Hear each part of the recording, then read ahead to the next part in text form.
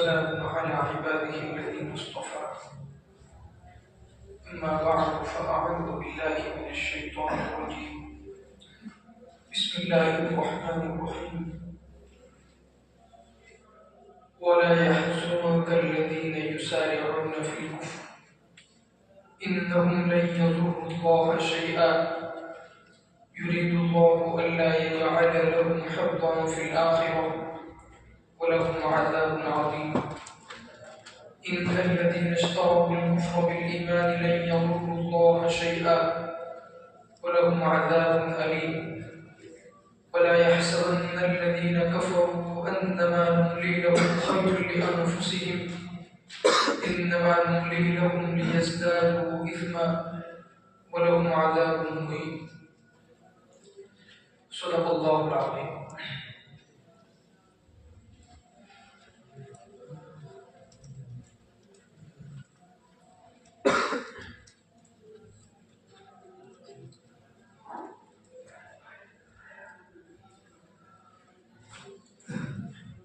محترم بزرگوں اور دوستوں،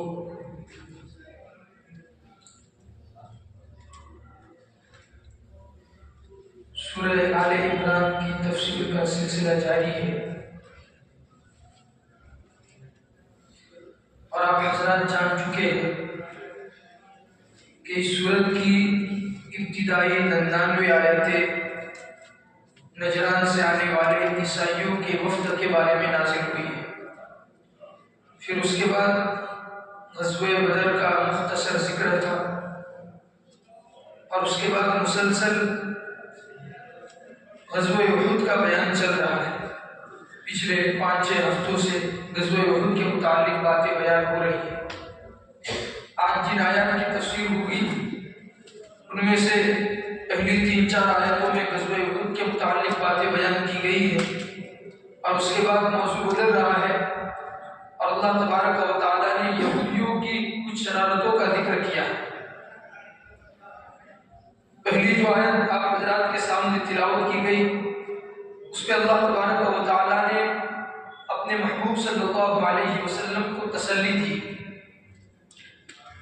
کہ آپ صلی اللہ علیہ وسلم نے اور مسلمانوں نے مکہ المکرمہ میں 13 سال تک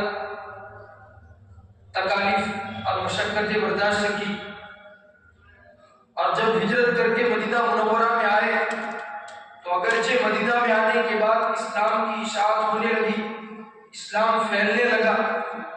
لیکن خطرہ اور خوف ہر وقت لاحق رہتا تھا. اس لیے کہ مکہ والے مدینہ والوں پر بار بار چڑھ آتے تھے حملہ کرنے کے لیے. غزوہ بدر میں بھی وہ چڑھ آئے، غزوہ احد میں بھی انہوں نے حملہ کیا اور غزوہ احد میں تو مسلمانوں کی حالت انتہائی تشویشناک ہو گئی. تو اللہ تبارک و تعالیٰ نے اس صورت میں اپنے محبوب صلی اللہ علیہ وسلم کو تسلی دی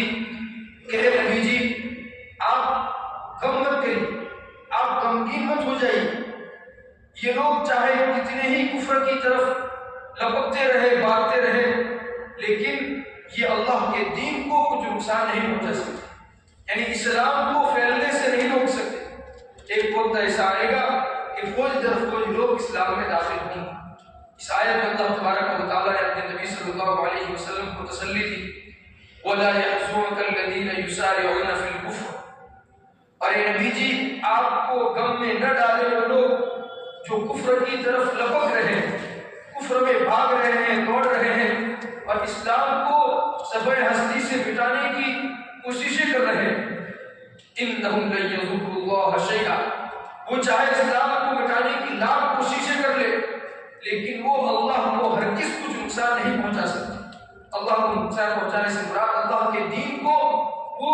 پھیلنے سے ہرگز نہیں روک سکتے. يُرِيدُ اللَّهُ أَلَّا يَجْعَلَ لَهُمْ حَظًّا فِي الْآخِرَةِ. اور یہ اللہ تبارک و تعالیٰ نے ان کو جو مہلت دی ہے کہ اسلام کو مٹانے کی کوشش میں ہر وقت لگے رہتے ہیں، یہ بھی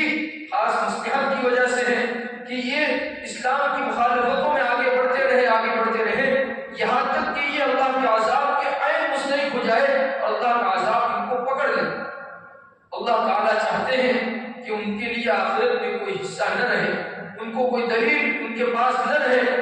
اس لیے ان کو مہلت دی جا رہی ہے، ڈھیل دی دی جا رہی ہے کہ ان کو جتنے گناہ کرنا ہو کرتے رہے اور اسلام کو مٹانے کی جتنی کوششیں کرنی ہو کرتے رہے۔ وَلَهُمْ عَذَابٌ عَظِيمٌ، اور ان کے لیے بڑا عذاب ہے۔ إِنَّ الَّذِينَ اشْتَرَوُا الْكُفْرَ بِالْإِيمَانِ لَن يَضُرُّوا اللَّهَ شَيْئًا، بالیقین وہ لوگ جنہوں نے کفر کو اختیار کیا ایمان کے بدلے، وہ اللہ کو کچھ نقصان نہیں پہنچا سکتے،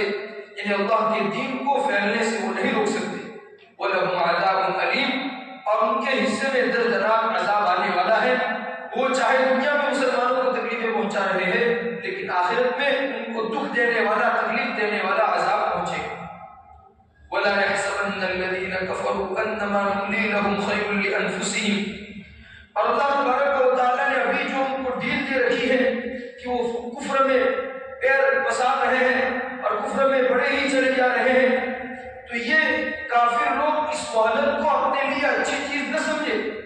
یعنی یہ نہ سمجھے کہ ہم اللہ کے محبوب اور پسندیدہ ہیں، اس لیے اللہ نے دنیا میں ہمیں فراوانی دی ہے، مہلت دی ہے۔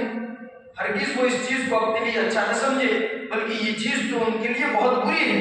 اس لیے کہ اللہ تبارک و تعالیٰ یہ چاہتے ہیں کہ ان کو مہلت دی جائے، تاکہ مہلت ملنے کی وجہ سے وہ کفر میں خوب لوٹ پوٹ ہو جائے، خوب گناہوں کی طرف لپکتے رہے اور اللہ کے عذاب کے بہت زیادہ مستحق ہو جائے اور عذاب ان کو پہنچ جائے۔ وَلَا يَحْسَبَنَّ الَّذِينَ كَفَرُوا، اور کافر لوگ گمان نہ کرے، کیا گمان نہ کرے، أَنَّمَا نُمْلِي لَهُمْ خَيْرٌ لِأَنفُسِهِمْ، کہ جو مہلت ہم ان کو دے رہے ہیں یہ ان کے لیے بہتر ہے، اس مہلت کو وہ اپنے لیے اچھا گمان نہ کرے۔ إِنَّمَا نُمْلِي لَهُمْ لِيَزْدَادُوا إِثْمًا، ہم ان کو مہلت اس لیے دے رہے ہیں تاکہ وہ گناہوں میں بڑھتے رہیں اور خوب گناہ کرے اور گناہ کرتے کرتے اللہ کے عذاب کے مستحق ہو جائے۔ وَلَهُمْ عَذَابٌ مُهِينٌ، اور ان کے لیے ذلت آمیز، رسوا کر دینے والا عذاب ہے۔ مَا كَانَ اللَّهُ لِيَذَرَ الْمُؤْمِنِينَ عَلَى مَا أَنْتُمْ عَلَيْهِ حَتَّى يَمِيزَ الْخَبِيثَ مِنَ الطَّيِّبِ، اور جس طرح ان کافروں کو اللہ تعالیٰ نے دنیا میں مہلت دی ہے، ان کو فراوانی دی ہے، تو یہ اس بات کی دلیل نہیں ہے کہ وہ اللہ کے پسندیدہ ہے، اللہ کے محبوب ہے۔ اسی طرح ایمان والوں کو اللہ تبارک و تعالیٰ نے دنیا میں تکلیف میں رکھا ہے، مصیبت میں رکھا ہے، تو اس کا مطلب بھی یہ ہرگز نہیں کہ ایمان والے اللہ کو پسند نہیں ہیں، ایمان والے اللہ کو محبوب نہیں ہیں۔ جس طرح کافر لوگ مہلت ملنے کی وجہ سے اللہ کے محبوب نہیں بن جاتے، اسی طرح ایمان والے مصیبت میں رہنے کی وجہ سے اللہ کے نزدیک غیر محبوب نہیں ہو سکتے، بلکہ ایمان والے اللہ تعالیٰ کو محبوب ہے۔ آج اللہ تعالیٰ جو مصیبت اور تکلیف میں رکھتے ہیں وہ اس لیے رکھتے ہیں تاکہ ایمان والوں میں سے کھڑے اور کھوٹے الگ ہو جائے، کون منافق ہے سب کے سامنے کھل کر واضح ہو جائے۔ مَا كَانَ اللَّهُ لِيَذَرَ الْمُؤْمِنِينَ، اور اللہ تعالیٰ ایسے تو ہے نہیں کہ ایمان والوں کو چھوڑے رکھے اس حالت پر جس پر تم ہو، یعنی ابھی تم تکلیف میں ہو، تو اللہ تعالیٰ ایسے تو ہے نہیں کہ ہمیشہ تم کو تکلیف میں رکھے، اور اگر ابھی تم کو تکلیف میں رکھا ہے تو کیوں؟ حَتَّى يَمِيزَ الْخَبِيثَ مِنَ الطَّيِّبِ، یہاں تک کہ اللہ تعالیٰ گندے کو ستھرے سے الگ کر دے، کہ ایمان والوں میں جو گندے داخل ہو گئے ہیں منافقین، ان کو الگ کر دے، ان کی پول کھول دے۔ اس لیے اللہ تعالیٰ نے ان کو مصیبت میں رکھا ہے، اور غزوہ احد میں منافقین کی پول کھل گئی۔ عبداللہ بن ابی جو منافق تھا، اس کے جو ساتھی تھے، ان تمام نے غزوے سے پہلے، جنگ سے پہلے بھی اور جنگ کے بعد بھی ایسی ایسی باتیں کہی کہ اس سے ظاہر ہو گیا کہ یہ ایمان والے نہیں ہیں، یہ منافق نہیں ہیں۔ وَمَا كَانَ اللَّهُ لِيُطْلِعَكُمْ عَلَى الْغَيْبِ وَلَكِنَّ اللَّهَ يَجْتَبِي مِن رُّسُلِهِ مَن يَشَاءُ، لیکن یہاں ایک سوال ہو سکتا ہے کہ اللہ تعالیٰ نے اگر ایمان والوں کو تکلیف میں اس لیے رکھا ہے تاکہ کھڑے اور کھوٹے الگ ہو جائے، منافقین کی پول کھل جائے، اگر اللہ تعالیٰ چاہتے تو ایمان والوں کو تکلیف میں ڈالے بغیر براہ راست بتا سکتے ہیں، ایمان والوں کو تکلیف میں ڈالنے کی ضرورت کیوں پیش آئی؟ تو اللہ تعالیٰ نے فرمایا وَمَا كَانَ اللَّهُ لِيُطْلِعَكُمْ عَلَى الْغَيْبِ، اللہ تعالیٰ تم کو غیب پر مطلع نہیں کرتے، اللہ تعالیٰ ایسے نہیں ہے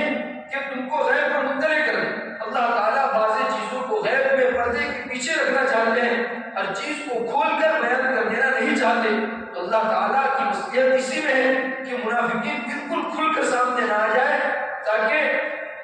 اور اسی مصلحت سے اللہ تعالیٰ نے یہ باتیں تمہارے سامنے بیان نہیں کی ہے، لیکن تم کو تکلیف میں رکھا تو کچھ تھوڑے بہت منافقین تمہارے سامنے کھل کر آ گئے۔ وَلَٰكِنَّ اللَّهَ يَجْتَبِي مِن رُّسُلِهِ مَن يَشَاءُ، لیکن اللہ تعالیٰ اپنے رسولوں میں سے جس کو چاہتے ہیں منتخب کرتے ہیں غیر کے لیے۔ اللہ تعالیٰ نے اپنے رسول صلی اللہ علیہ وسلم کو منافقین کی فہرست بتا دی کہ یہ لوگ منافقین ہیں، اور اللہ کے نبی صلی اللہ علیہ وسلم نے حضرت حذیفہ کو بتا دیا، اور حضرت حذیفہ رضی اللہ تعالیٰ عنہ کو یہ بھی کہا کہ آپ کسی اور کو نہ بتائیے۔ تو جس کو بتانا اللہ تبارک و تعالیٰ چاہتے ہیں اپنے رسولوں میں سے اس کو ڈائریکٹ بتا دیتے ہیں، اور رسول کے علاوہ کسی اور کو بتانا چاہتے ہیں تو اس کو رسول کے واسطے سے بتا دیتے ہیں، جسے حضرت حذیفہ کو رسول صلی اللہ علیہ وسلم کے واسطے سے بتا دیا۔ فآمنوا باللہ ورسولہ، اور اللہ تعالیٰ کا جو بھی طریقہ ہے اور عادت اللہ جو بھی ہے غیب پر مطلع کرنے اور نہ کرنے کے بارے میں، اس کے پیچھے ہمیں نہیں پڑنی چاہیے۔ ایمان والوں کو کیا کرنا چاہیے؟ تم ایمان لے آؤ اللہ پر اور اس کے رسولوں پر، یہی ہمارا کام ہے۔ ہم صرف اللہ کو مانیں، اللہ کی مانیں، اللہ کے رسول کو مانیں، اللہ کے رسول صلی اللہ علیہ وسلم کی باتوں کو مانیں۔ اللہ تبارک و تعالیٰ نے ہم کو غیب پر کیوں مطلع نہیں کیا؟ براہ راست منافقین کے نام کیوں نہیں بتا دیے؟ تکلیف میں ڈال کر ہی کیوں ان کی پول کھولی؟ ان چیزوں کے پیچھے نہ پڑے، بلکہ ایمان والوں کا کام ہے کہ وہ اللہ اور اللہ کے رسول صلی اللہ علیہ وسلم کی باتوں کو مانیں۔ وَإِن تُؤْمِنُوا وَتَتَّقُوا فَلَكُمْ أَجْرٌ عَظِيمٌ، اور ماننے میں فائدہ تمہارا ہی ہے۔ اگر تم ایمان لے آؤ گے اور تقوی کی راہ اختیار کرو گے تو تمہارے لیے بڑا اجر ہے، ثواب تمہیں کو ملے گا، فائدہ تمہیں کو۔ وَلَا يَحْسَبَنَّ الَّذِينَ يَبْخَلُونَ بِمَا آتَاهُمُ اللَّهُ مِنْ فَضْلِهِ هُوَ خَيْرٌ لَهُمْ، جس طرح اللہ تبارک و تعالیٰ ایمان والوں کو تکلیف میں رکھ کر ایمان والوں سے منافقین کو الگ کر دیتے ہیں، جسے غزوہ احد میں کیا، اسی طرح اللہ تعالیٰ اپنے راستے میں خرچ کرنے کا حکم دے کر منافقین کو ایمان والوں سے الگ کر دیتے ہیں۔ اس لیے کہ جب اللہ تعالیٰ کی طرف سے خرچ کرنے کا حکم آتا ہے تو جو پکے ایمان والے ہیں وہ تو ضرور خرچ کرتے ہیں، لیکن جن کے دلوں میں نفاق ہے، وہ جو اپنے فائدے کے لیے ایمان لے آئے ہیں تو ان کے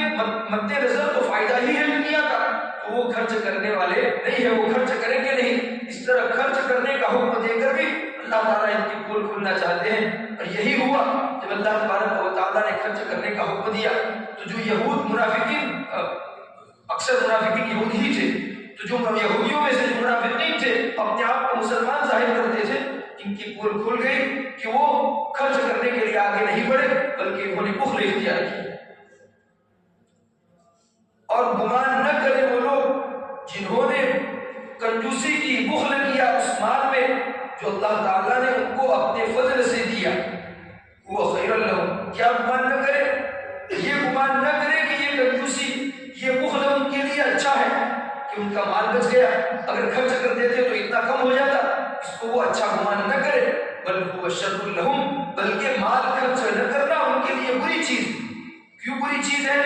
سَيُطَوَّقُونَ مَا بَخِلُوا بِهِ يَوْمَ الْقِيَامَةِ، اس لیے کہ کل قیامت کے دن یہی مال سانپ کی شکل میں دوڑ بنا کر ان کے گلے میں لٹکا ہوا ہو۔ اور حدیث میں آتا ہے کہ جو شخص مال کی زکات ادا نہیں کرتا، اللہ تبارک و تعالیٰ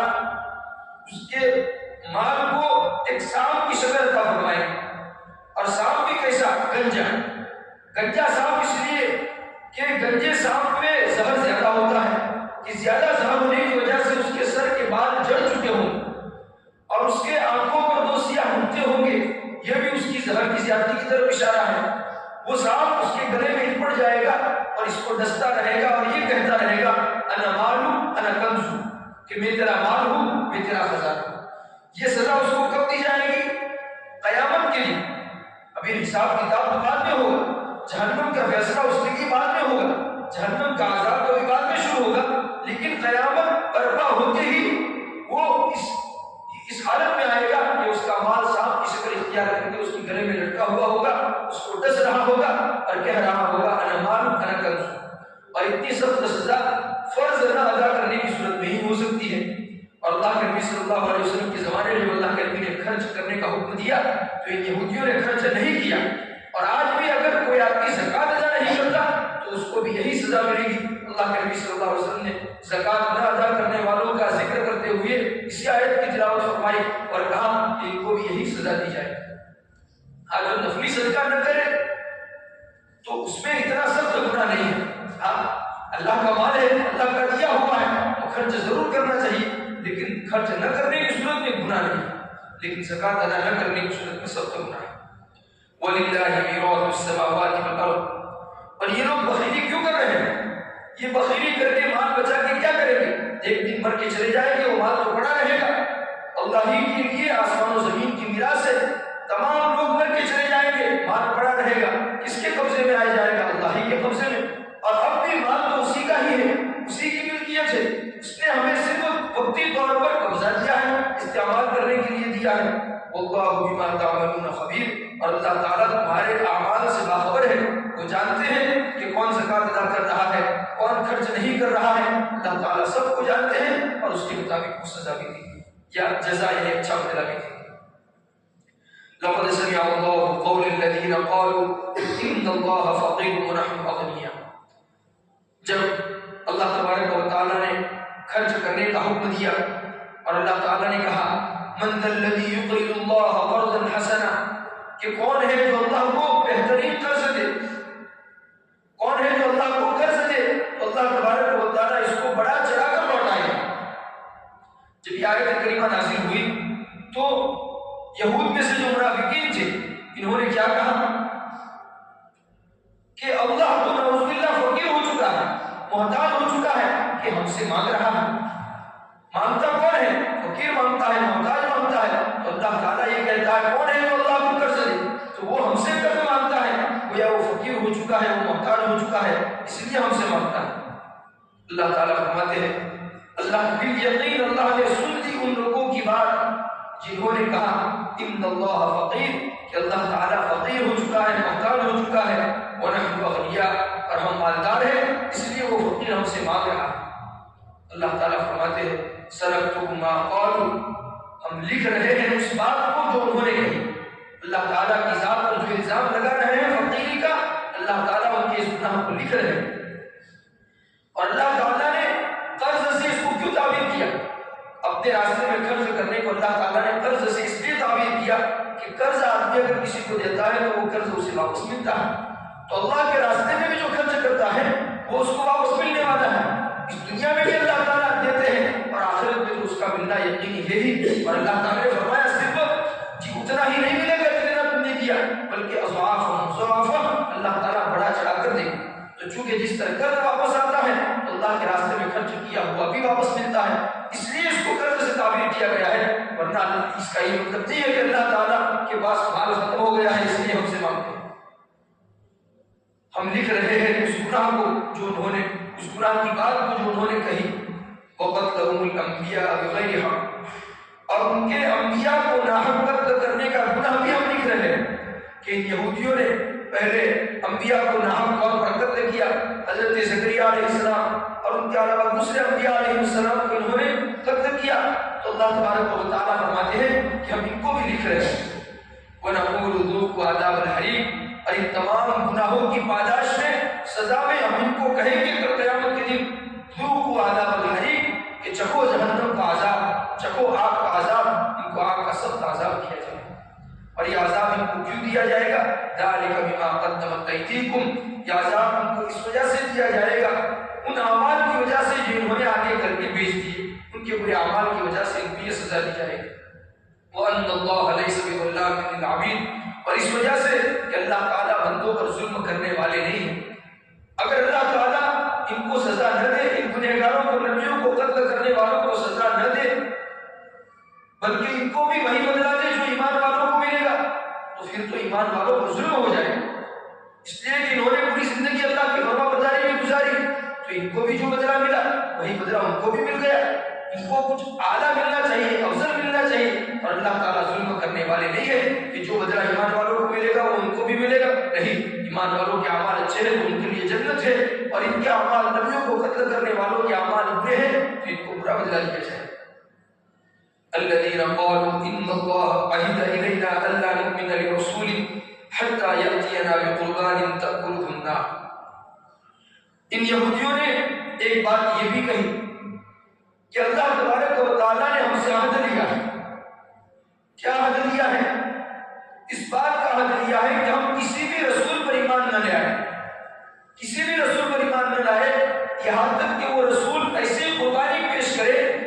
جس قربانی کو آپ کھا جائیں۔ دیکھیے پہلے زمانے میں جہاد میں جو مال حاصل ہوتا تھا جسے مال غنیمت کہتے ہیں، اس مال غنیمت کو کھانے کی استعمال کرنے کی اجازت نہیں تھی پہلی امتوں میں، بلکہ حکم تھا کہ جہاد میں جو مال حاصل ہوگا، جو مال غنیمت حاصل ہوگا، وہ لوگ ایک خاص جگہ پر پہاڑی پر اور یہود نصارہ اور یہود کے بیت المقدس میں رکھ دیتے تھے، اور ایک آگ آ کر اس کو کھا جاتی تھی، آسمان سے سفید آگ آ کر اس کو کھا جاتی تھی، جلا دیتی تھی۔ اور یہ جلا دینا اس جنگ کے قبول ہونے کی علامت ہوتی ہے، لیکن اللہ تبارک و تعالیٰ نے اس امت میں مال غنیمت کو حلال کر دیا کہ اس امت کے لیے اللہ تبارک و تعالیٰ نے مال غنیمت کے استعمال کو جائز قرار دیا۔ کیوں؟ اس لیے کہ پہلی امتوں میں جہاد دائمی نہیں تھا، اور چونکہ آپ اس لیے کہ پہلے نبی دائمی نہیں تھے، اور ہمارے نبی قیامت تک کے نبی ہیں، اور ہمارے نبی کی امتی قیامت تک جہاد کرتے رہیں گے، تو اب جو جہاد کریں گے ان کا خرچے کا انتظام کہاں سے ہوگا؟ ان کے انتظام کے لیے اللہ تبارک و تعالیٰ نے مال غنیمت کو اس امت کے لیے حلال قرار دیا۔ تو ان یہودیوں نے یہ کہا کہ اللہ تعالیٰ نے ہم سے اس بات کا عہد لیا ہے کہ ہم صرف اسی نبی کو مانیں جو مال غنیمت کو نہ کھائے بلکہ مال غنیمت کو رکھ دے اور آگ آ کر اس کو کھا جائے، اور یہ نبی تو مال غنیمت کھا جاتا ہے، اس لیے ہم اس نبی پر ایمان نہیں لائے۔ ان یہودیوں نے ایسی بات کہی، الذین قالوا، انہوں نے ہی کہی یہ بات کہ اللہ تبارک و تعالیٰ نے ہم سے عہد لیا ہے کہ ہم کسی رسول پر ایمان نہ لے آئے حتی یأتینا بقربان تأکلہ النار، یہاں تک کہ وہ ہمارے سامنے ایسی قربانی پیش کرے کہ جس کو آگ کھا جائے۔ تو اللہ تعالیٰ فرماتے ہیں اے نبی جی آپ کہہ دیجیے، آپ جواب دیجیے، قد جاءکم رسل من قبلی بالبینات وبالذی قلتم فلم قتلتموہ، بالیقین تمہارے پاس مجھ سے پہلے بہت سے رسول واضح دلائل لے کر آئے، واضح دلائل لے کر بھی آئے اور اس بات کو لے کر بھی آئے جو تم نے ابھی کہی، یعنی تم نے یہ کہا کہ ہم سے عہد لیا گیا ہے کہ ہم اسی نبی پر ایمان لے آئے جو نبی مال غنیمت کو نہ کھاتا ہو، تو پہلے جو نبی رسول تمہارے پاس آئے واضح دلائل لے کر بھی آئے اور وہ مال غنیمت کو نہیں کھاتے تھے، فلم قتلتموہم، تو پھر تو تمہیں ان پر ایمان لانا چاہیے، لیکن تم ان پر ایمان کیوں نہیں لائے؟ تم ان کو کیوں قتل کرتے تھے؟ ان کنتم صادقین، اگر تم سچے ہو اپنی بات میں، اگر تم اپنی بات میں سچے ہوتے تو تم ان پر ایمان لے آتے، اس لیے کہ وہ تو مال غنیمت کو کھانے والے نہیں تھے، لیکن تم نے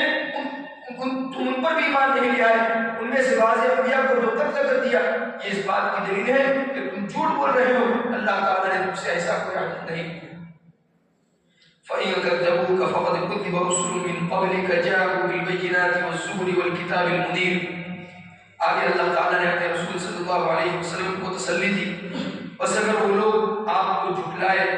بس اگر انہوں نے آپ کی تکذیب کی ہے، بالیقین آپ سے پہلے بہت سے رسولوں کو جھٹلایا جا چکا ہے کہ جو رسول واضح دلائل لے کر والزبر اور صحیفے لے کر والکتاب المنیر اور روشن کتابیں لے کر آئے تھے،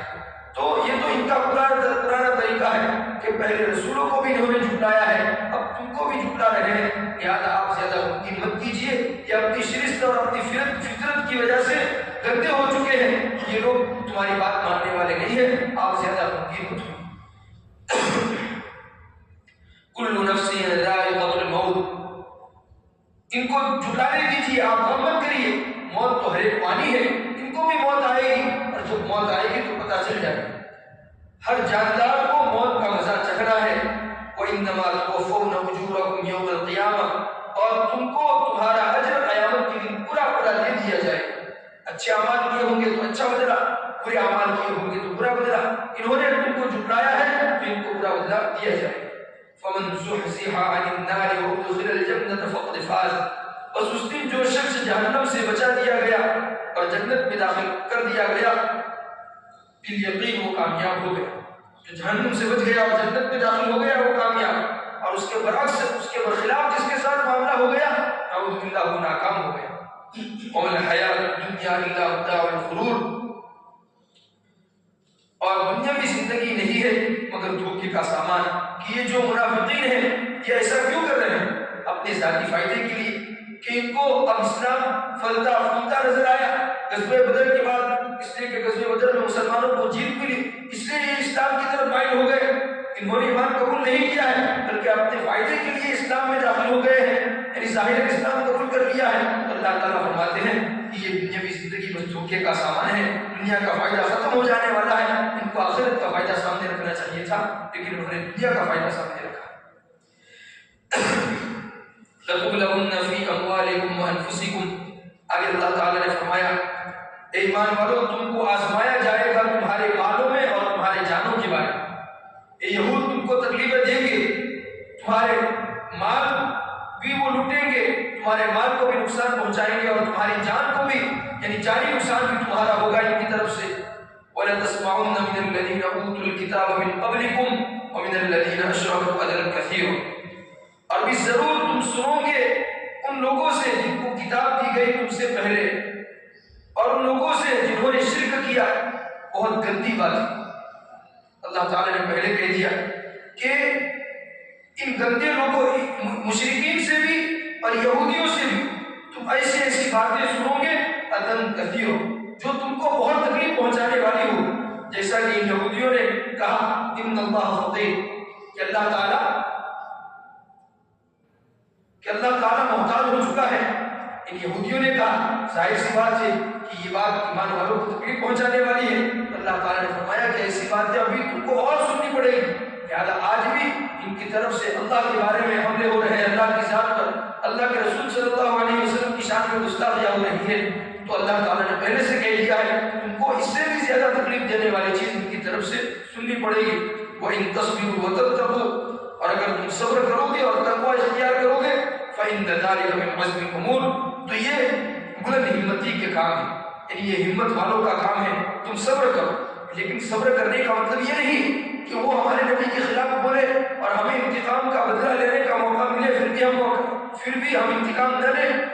صبر کا یہ بات مطلب نہیں ہے، بلکہ ایسے لوگوں سے انتقام ضرور لینا چاہیے۔ صبر کا مطلب یہ ہے کہ اور زیادہ غمگین نہ ہو جائے، جیسے اللہ کے نبی صلی اللہ علیہ وسلم ان کے ایمان نہ لانے کی وجہ سے بہت زیادہ غمگین ہو جاتے تھے، اس لیے آپ کو تسلی دی گئی بعض آیات میں کہ آپ اتنا زیادہ فکر مت کیجیے، آپ اپنے آپ کو ہلاک مت کیجیے، تو اتنا غم مت کیجیے کہ اپنے نفس کو اپنی ذات کا نقصان ہو جائے، انتقام لے سکتے ہو، یہ ہے صبر کا مطلب۔ وَإِذْ أَخَذَ اللَّهُ مِيثَاقَ الَّذِينَ أُوتُوا الْكِتَابَ لَتُبَيِّنُنَّهُ لِلنَّاسِ وَلَا تَكْتُمُونَهُ، اللہ تعالیٰ نے آگے یہ بھی فرما دیا کہ یہود جان بوجھ کر دے ہو رہے، ان کو پہلی کتاب میں، ان کی کتابوں میں سب بتا دیا گیا ہے، لیکن یہ لوگ چھپا رہے ہیں۔ اور یاد کیجیے اس وقت کو جب اللہ تعالیٰ نے اہل کتاب سے عہد لیا، ان یہود و نصارہ سے عہد لیا اس بات کا لَتُبَيِّنُنَّهُ لِلنَّاسِ، کہ وہ اس کتاب کو لوگوں کے سامنے بیان کریں گے۔ ان کی کتاب میں آخری نبی کے بارے میں جو بشارت آئی ہے اور جو آخری نبی کی جو علامت آئی ہے اس کو وہ بیان کریں گے، وَلَا تَكْتُمُونَهُ، اور اس کو وہ چھپائیں گے نہیں، اس بات کا ان سے عہد لیا، لیکن انہوں نے ایسا نہیں کیا۔ فَنَبَذُوهُ وَرَاءَ ظُهُورِهِمْ، بس انہوں نے اس حکم کو اپنے پشت کے پیچھے ڈال دیا، اس حکم پر عمل نہیں کیا اور ان باتوں کو چھپا دیا۔ کیوں چھپایا؟ وَاشْتَرَوْا بِهِ ثَمَنًا قَلِيلًا، دنیا کا فائدہ حاصل کرنے کے، اس لیے کہ ان کو خطرہ تھا کہ اگر ہم محمد صلی اللہ علیہ وسلم کے بارے میں یہ کہہ دیں گے کہ ہماری کتاب میں بیان کردہ علامتوں کے مطابق یہ سچے نبی ہیں، تو لوگ ان کی بات مان لیں گے اور ہماری جو بات ماننے والے ہیں وہ بھی ان کی طرف چلے جائیں گے اور ان کی طرف سے ہمیں جو ہدیہ اور تحائف ملتے ہیں وہ بند ہو جائیں گے۔ تو معمولی دنیاوی رقم کی خاطر انہوں نے یہ ساری باتیں چھپا دی۔ وَاشْتَرَوْا بِهِ ثَمَنًا قَلِيلًا، اور انہوں نے خرید لیا اس کے عوض تھوڑی قیمت، یعنی تھوڑی قیمت اور تھوڑا دنیاوی فائدہ حاصل کرنے کے لیے ان چیزوں کو چھپا دیا۔ فَبِئْسَ مَا يَشْتَرُونَ، بس بہت بری چیز ہے وہ جس کو انہوں نے خرید لیا، یعنی دنیاوی رقم۔ لَا تَحْسَبَنَّ الَّذِينَ يَفْرَحُونَ بِمَا أَتَوْا وَيُحِبُّونَ أَن يُحْمَدُوا بِمَا لَمْ يَفْعَلُوا فَلَا تَحْسَبَنَّهُم بِمَفَازَةٍ مِّنَ الْعَذَابِ، یہ یہودی چاہے آج کھلے بہار پھر رہے ہیں، ان پر کوئی عذاب نہیں آ رہا ہے، لیکن اے نبی جی آپ یہ گمان مت کیجیے کہ یہ عذاب سے بچے ہوئے ہیں، ان کے عذاب کا وقت آئے گا اور جب وقت آ جائے گا تو عذاب ان کو پکڑ کے رہے گا۔ لا تحسبن الذین، لا تحسبن، اے نبی جی آپ گمان مت کیجیے کہ وہ لوگ کہ جو خوش ہوتے ہیں اپنے غلط کیے پر، یفرحون بما اتوا، اپنے غلط کیے پر، یعنی جن باتوں کو اللہ تعالیٰ نے ظاہر کرنے کا حکم دیا تھا ان کو چھپا کر یہ خوش ہو رہے ہیں. وَيُحِبُّونَ أَن يُحْمَدُوا بِمَا لَمْ يَفْعَلُوا اور تعریف چاہتے ہیں، تعریف کے خواہاں ہیں ان باتوں پر جو انہوں نے نہیں کی. یعنی جب ایمان والے ان سے پوچھتے تھے یا دوسرے لوگ ان سے پوچھتے تھے کہ کیا آخری نبی کی کوئی علامت تمہاری کتاب میں بیان کی گئی ہے، تو وہ غلط بات بیان کرتے تھے، جھوٹی بات بیان کرتے تھے، اور اس پر وہ خوش ہوتے تھے کہ ہم نے ان کے سامنے جھوٹی بات بیان کی. اور پھر یہ بھی چاہتے تھے کہ ہماری تعریف ہو کہ ہم نے تمہارے سامنے بیان کیا، ہم تو کتاب کے جاننے والے ہیں، تمہیں ہمیں پوچھنے کے لیے آنا پڑتا ہے. تو اندر ہی اندر اس بات یہ چاہتے تھے کہ ہماری تعریف ہو، لوگ ہم سے پوچھنے کے لیے آ رہے ہیں اور ہم کو بتا رہے ہیں، تو اندر ہی اندر یہ بری بات بھی وہ چاہتے تھے. تو اللہ تعالیٰ فرماتے ہیں فَلَا تَحْسَبَنَّهُمْ تمہید لوٹا کر فرمایا کہ نبی جی آپ ان کو عذاب سے بچا ہوا مت سمجھیے. یہ مت سمجھیے کہ ابھی ان کو چھوٹ مل رہی ہے تو ہمیشہ ہمیشہ ان کو چھوٹ ملی رہے گی، نہیں. وَلَهُمْ عَذَابٌ أَلِيمٌ ان کو دکھ دینے والا عذاب پہنچ کر رہے گا. اللہ تعالیٰ نے ان کے لیے لکھ دیا ہے اور وہ عذاب ان کو پہنچ کر ہی رہے گا. آگے اللہ تبارک و تعالیٰ نے ان یہودیوں کے مقابلے میں فرما بردار لوگوں کا ذکر کیا ہے، اور انشاءاللہ ان فرما برداروں کے ذکر پر آئندہ ہفتے سورہ آل عمران بھی مکمل ہو جائے گی. اللہ تبارک و تعالیٰ اس پوری صورت میں جو بھی احکامات دیے ان تمام پر ہمیں